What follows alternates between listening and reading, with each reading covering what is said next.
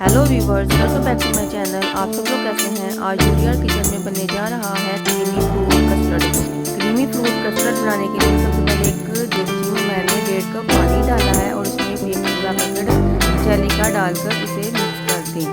जब ये डिज़ोल्व हो जाए तो इसे 5-6 मिनट तक पकाना है और इसे ठंडा होने के लिए एक प्लेट में डाल दें और जब इसकी भाप खत्म हो जाए तो इसे फ्रिज में रख दें। जेली को मैंने ज़्यादा जमाना नहीं है। जब जेली कस्टर्ड में मिक्स होती है तो एक अलग सा फ्लेवर आता है जो बहुत अच्छा लगता है। आप दूध में 5 टेबलस्पून कस्टर्ड डालकर इसे अच्छी तरह मिक्स कर लें। दूध मैंने ठंडा लिया है और इसे एक साइड में रख दें। अब एक देगची में मैंने 1.5 किलो दूध लिया है और दूध को मैंने सब पहले से उबालने के लिए रख दिया था। अब इसमें एक छोटी चीनी की डालकर इसे मिक्स करूँगी। ये मैंने 6 चम्मच चीनी डाली है। जब चीनी डिज़ोल्व हो जाए तो इसमें थोड़ा थोड़ा करके कस्टर्ड वाला दूध डालते जाए और इसे हिलाते जाए। हमने इसे हिलाते जाना है क्योंकि नीचे इसकी गुठली ना बने। कस्टर्ड को हल्की आंच पर 10 मिनट के लिए पकाना है।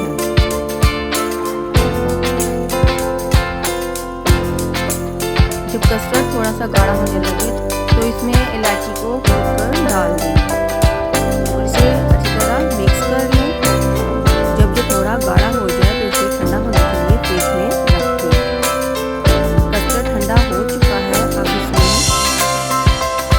1 कटोरी सेब, 1 कटोरी अंगूर, 1 कटोरी केले, 1 अनार और इसमें से दाने निकाल लें। थोड़ा सा अनार मैं बचा कर रखूँगी गार्निश के लिए। अब 1 कटोरी क्रीम, 1 कटोरी कोकोनट पाउडर और थोड़ी सी जेली, ड्राई फ्रूट में पिस्ता, बादाम, काजू और दूध डालकर इसे अच्छी तरह मिक्स कर लें। जब ये मिक्स हो जाए तो इसे एक बोल में